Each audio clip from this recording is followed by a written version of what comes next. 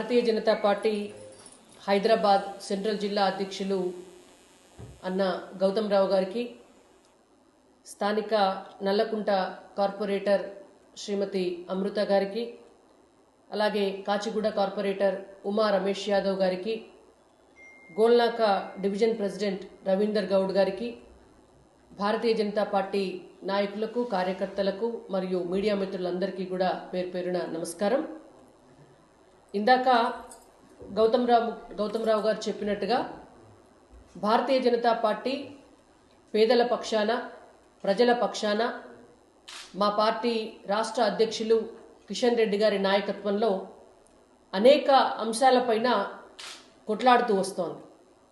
గత BRS party అధికారంలో ఉండి ఆ తర్వాత కాంగ్రెస్ పార్టీ అధికారంలోకి వచ్చిన తర్వాత ప్రజల బతుకులు ఇంకా పెనం మీదకెళ్ళి పొయ్యిలబడ్డట్టు అయిపోయి అనేక అంశాల్లో ప్రజలు అల్లాడిపోతుంటే, కాంగ్రెస్ పార్టీ ఇచ్చినటువంటి 6 గ్యారెంటీలు అమలుగాక ఇవాళ ప్రజలకు అన్యాయం జరిగితే మేమొక దిక్కు 6 గ్యారెంటీల అమలు కోసం, మరొక దిక్కు అన్యాయంగా మూసి పరివాహక ప్రాంతంలో ఉన్నటువంటి పేదల ఇండ్లను కూలగొడుతుంటే ఇది అన్యాయం, ఇది అక్రమం. ఆ పేద ప్రజలకు మీరు ఎట్లా రీహాబిలిటేషన్ కల్పిస్తారో అది చెప్పి చెయ్యండి అని మేము అడిగితే, ఉల్టా రాష్ట్ర ముఖ్యమంత్రి రేవంత్ రెడ్డి గారు అనేక సవాళ్ళు, అనేక హెచ్చడి మాటలు, అవహేళన మాటలు మాట్లాడడం జరుగుతోంది. వారు గతంలో ఒక మాట అన్నారు, భారతీయ జనతా పార్టీ అడ్డం పడుతోంది మూసీకి, మూసీ సుందరీకరణ చెయ్యొద్దా, మూసీ పునరుజ్జీవనం చెయ్యొద్దా అన్నారు. మేమేం మూసీ సుందరీకరణకు అడ్డం పడట్లేదు. భారతీయ జనతా పార్టీ మూసీ సుందరీకరణకు అడ్డం పడట్లేదు, మూసీ పునరుజ్జీవనానికి అడ్డం పడట్లేదు. మేము చెయ్యమనే చెప్తున్నాం. ఎందుకంటే నరేంద్ర మోడీ గారి నాయకత్వంలో భారతదేశ ప్రధాని, భారతదేశాన్ని అన్ని రంగాల్లో కూడా అద్భుతంగా అభివృద్ధి పదంలోకి తీసుకెళ్తున్నటువంటి ప్రధానమంత్రి నరేంద్ర మోడీ గారు 20 ఏళ్ల కిందనే, 20 సంవత్సరాల కిందనే గుజరాత్లో సబర్మతి నదిని పూర్తిగా కూడా ప్రక్షాళన చేయడం కొరకు ఒక బృహత్కరమైనటువంటి ప్రణాళికను చేపట్టి 2200 కోట్ల రూపాయలతోటే ఒక అద్భుతమైనటువంటి ప్రక్షాళనలు చేసినారు. ఇవాళ ఆ సబర్మతి నదిని చూడడానికి దేశ విదేశాల నుంచి అనేక మంది వచ్చిపోతున్నారు. ఖర్చు పెట్టిన పైసలు ఎన్నయ్యా అంటే 2200 కోట్లు. ఆ తర్వాత నరేంద్ర మోడీ గారు ప్రధానమంత్రి అయిన తర్వాత నమామి గంగే ప్రాజెక్టు చేపట్టి దాదాపుగా 97 నగరాలలో విస్తరించి ఉన్నటువంటి ఈ గంగా నది తీరమంతా కూడా ప్రక్షాళన చేయడానికి పెడుతున్నటువంటి ఖర్చు 44,000 కోట్లు. మరి వాళ్ళ రేవంత్ రెడ్డి గారికి మేమేం చెప్తున్నాము అంటే, నరేంద్ర మోడీ గారి నాయకత్వంలో నీళ్ళు ఎక్కడుంటే నాగరికత అక్కడ ఉంటుంది, నదీ తీరాలనే అభివృద్ధి అనేటటువంటిది ఉంటుంది. డెఫినెట్గా ప్రక్షాళన చేయాలనే మేము కోరుకుంటున్నాం. మా డిమాండ్ కూడా అదే, ప్రక్షాళన చేయమనే మేము డిమాండ్ చేస్తున్నాం. కానీ మీరు ప్రణాళిక లేకుండా, అంచనాలు లేకుండా, కేవలము డబ్బు దోపిడీ కోసం మీ ఇష్టం వచ్చిన బడ్జెట్ చెప్పి చిత్తశుద్ధి లేకుండా చేస్తున్నారు. కాబట్టికనే ఇవాళ భారతీయ జనతా పార్టీ మిమ్మల్ని ప్రశ్నిస్తోంది. ఇవాళ మీరు 1,50,000 కోట్లని చెప్తున్నారు. 97 నగరాల్లో విస్తరించి ఉన్నటువంటి నమామి గంగే ప్రాజెక్టు చేయడానికే 44,000 కోట్ల రూపాయలైతే, ఒక్క హైదరాబాద్ నగరంలో ఉన్నటువంటి మూసీని శుద్ధి చేయడం కోసము 1,50,000 కోట్ల రూపాయలు ఎట్లయితాయో రేవంత్ రెడ్డి గారు చెప్పాలి. ఒక రాష్ట్రంలో ఉన్నటువంటి సబర్మతి ప్రాజెక్టు చేయడానికి 2,200 కోట్లయితే, తెలంగాణ రాష్ట్రంలో ఉన్నటువంటి మూసీ బ్యూటిఫికేషన్ కోసం ఎందుకు 1,50,000 కోట్లు అయితాయో రేవంత్ రెడ్డి గారు చెప్పాలి. మరి ఈ నెంబర్ అనేటువంటిది దేనికోసం పెట్టినారు మీరు? అదొకటి అంశం అయితే, ఎక్కడన్నా కూడా నమామి గంగే ప్రాజెక్టు చేసేటప్పుడు కానీ, సబర్మతి ప్రాజెక్టు చేసేటప్పుడు కానీ పేద ప్రజలకు అన్యాయం చేయలే. ఎక్కడన్నా ఇల్లు కూలగొట్టాల్సి వస్తే, ఎక్కడన్నా భూమి తీసుకోవాల్సి వస్తే ప్రజల్ని కూర్చోబెట్టి, ప్రజలతోటి మాట్లాడి, వాళ్ళకు అర్థమయ్యేటట్టుగా విషయ అవగాహన కల్పించి, వాళ్ళు ఇల్లు కోల్పోతే ఇల్లు, దాని ధర కట్టించి భూమి, వాళ్ళకి ఉపాధి అవకాశాలు లేకపోతే వాళ్ళకు ఉపాధి అవకాశాలు, వాళ్ళ పిల్లలు చదువుకోవడానికి పాఠశాల ఉండేటువంటి ఏర్పాటు, వాళ్లకు ఆసుపత్రి అవసరమైతే వైద్య సదుపాయాల కోసం ఒక ఆసుపత్రి నిర్మాణం, ఇవి మినిమం.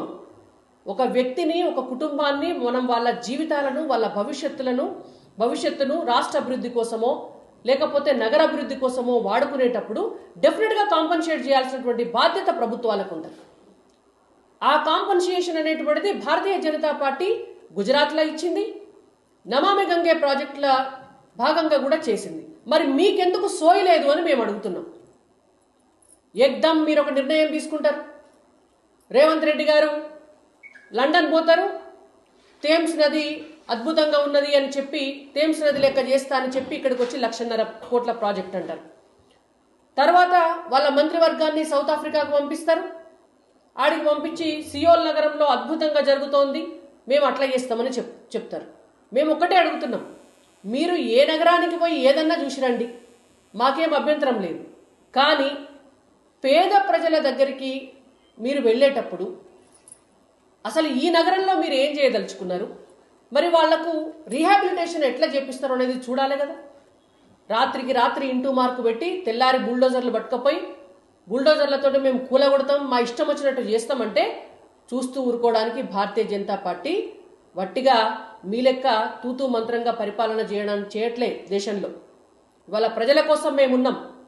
మేము రేవంత్ రెడ్డి గారిని ఒకటే అడుగుతున్నాం, విదేశాలకు పోయి చూసి వస్తున్నారు, మీరెందుకు, మీరు కానీ మీ మంత్రివర్గం కానీ సబర్మతి ప్రాజెక్ట్ ఎట్లా జరిగిందో గుజరాత్కు పోయి ఎందుకు చూసి రాలే, నమామి గంగా ప్రాజెక్ట్ ఎట్లా చేస్తున్నారో మీరు పోయి ఎందుకు చూసి వస్తలేరు అంటున్నారు కదా. నరేంద్ర మోడీ గారు చేస్తేనేమో అప్రిషియేట్ చేస్తున్నారు అందరూ. River cities alliance RCA, river cities alliance అనేటువంటి దాన్ని ఒక కూటమిని పెట్టింది. అది పెట్టి భారతదేశంలో ఉన్నటువంటి అన్ని నదీ తీరాల్లో ఉన్నటువంటి నగరాలు ఏవైతే ఉన్నాయో వాటన్నిటినీ కూడా ఆ కూటమిలో పెట్టింది. అందులో హైదరాబాద్ కూడా ఉన్నది, మూసీ నది తీరంలో ఉంది కాబట్టి. మరి మీరు సలహాలు కావచ్చు, సూచనలు కావచ్చు, ఇబ్బందులు కావచ్చు, అన్నీ కూడా ఆ కూటమిలో చర్చించి ఇతర నగరాలలో ఎట్లా జరుగుతోంది ఏంది అని చర్చించి ఒక డిస్కషన్ చేసి ఒక డెసిషన్ తీసుకోవచ్చు. మీరు అసలు ఆ కూటమిలో మూసీ ప్రక్షాళన అనేటువంటి ఒక ఎజెండాను ఎప్పుడన్నా పెట్టినరా అని మేము రేవంత్ రెడ్డిని అడుగుతున్నాం. చెప్పాలి వారు. ఒక్క భారతదేశానికి సంబంధించే కాదు, నరేంద్ర మోడీ గారు ఒక అడుగు ముందుకేసి అంతర్జాతీయంగా కూడా మీకు గ్లోబల్ రివర్ సిటీస్ అలయన్స్ అని చెప్పి GRCA అంతర్జాతీయ స్థాయిలో నరేంద్ర మోడీ గారి చొరవతో ఇంకొక కూటమిని కూడా పెట్టడం జరిగింది. ప్రపంచంలో ఉన్నటువంటి అన్ని నదీ తీరాల్లో ఉన్నటువంటి సిటీస్కి సంబంధించి డిస్కషన్ అక్కడ చేయొచ్చు. మీరు ఒక ప్రపోజల్ అనేటువంటిది అక్కడ పెట్టినరా అని మేము అడుగుతున్నాం. ఏమీ లేదు. ఒకవేళ మీకు కాంటాక్ట్ దొరకకపోతే ఇవాళ మా రాష్ట్ర అధ్యక్షులు కేంద్ర మంత్రివర్యులు కిషన్ రెడ్డి గారు ఉన్నారు, వారు చొరవ తీసుకుంటారు. మేమెప్పుడు అభివృద్ధికి అడ్డుకునే వాళ్ళం కాదు, మేము మూసీ ప్రక్షాళనకు అడ్డుపడే వాళ్ళం కాదు. మేమేం అడుగుతున్నాం, మీరు మూసీ ప్రక్షాళన చేయదలుచుకుంటే అక్కడ ఉన్నటువంటి ప్రజలకి ఉపాధి కల్పించండి, అక్కడ ఉన్నటువంటి ప్రజలకు వాళ్ళు కోల్పోతున్నటువంటి ఇండ్లకు బదులుగా అంతే సొమ్మును వాళ్ళకు చెల్లించండి, వాళ్ళు ఎక్కడ ఇల్లు కట్టుకోవాలో వాళ్ళకి ఇళ్ల స్థలాలు ఇవ్వండి, ఒక ప్రభుత్వ పాఠశాలను ఏర్పాటు చేయండి, ఒక ప్రభుత్వ ఆసుపత్రిని అక్కడ ఏర్పాటు చేయండి, మొత్తం మూసీకి మీరు రిటైనింగ్ వాల్ కట్టండి. ఇదంతా చేయకుండా మీరు DPR ప్రజెంటేషన్ చేయకుండా, అసలు ఈ డబ్బు ఎంత ఖర్చు అవుతుందో చెప్పకుండా, ఈ డబ్బు ఎక్కడికి వెళ్ళిస్తారో చెప్పకుండా, తర్వాత మీరేం చేయదలుచుకున్నారో చూపించకుండా ఇష్టారాజ్యంగా ఇల్లు కూలగొడతామంటే మేము ఒప్పుకోము. మీరు ఒక 4-5 రోజుల కింద నల్గొండలో ఒక మాట చెప్పిండ్రు, నేను బరాబర్ ఇల్లు కూలగొడతా, ఎవడొచ్చి పండుకుంటారో పండుకోండి, ఎవడొస్తాడో రండిరా, బుల్డోజర్లు మీ మీదకి వెళ్ళి ఎక్కిపిచ్చి తొక్కిపిస్తా అన్నారు.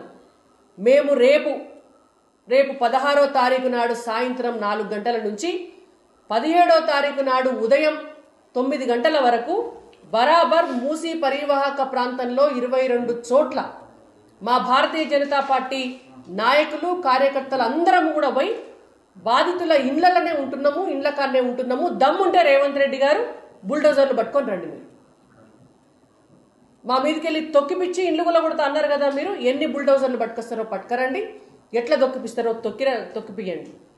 వచ్చి ఒక్కరోజు ఉంటారా భారతీయ జనతా పార్టీ నాయకులు అని మాట్లాడారు కదా. మేము పోయి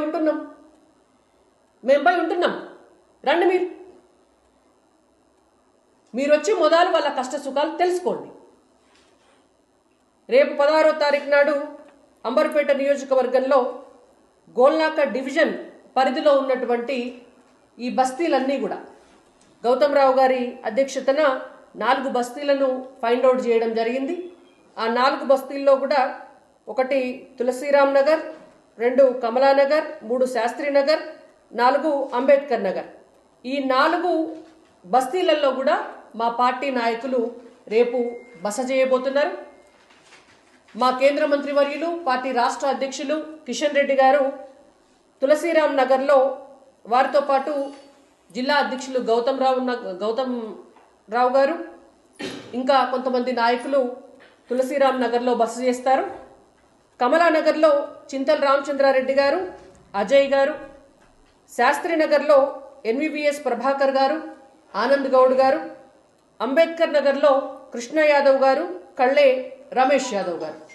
అంతే కదన్నా, వీళ్ళందరూ కూడా రేపు బస చేయబోతున్నాము. కిషన్ రెడ్డి గారితో సహా నాయకులు కార్యకర్తలందరూ కూడా అంబర్పేట నియోజకవర్గంలో రేపు మూసి పరివాహక ప్రాంతంలో ఉండి ఏ ప్రభుత్వం ఎవరి ఇండ్లైతే కూలగొడతామని చెప్తుందో మార్కింగ్ చేస్తుందో వాళ్ళ ఇండ్లలోనే మేము పోయి బస చేయబోతున్నాం.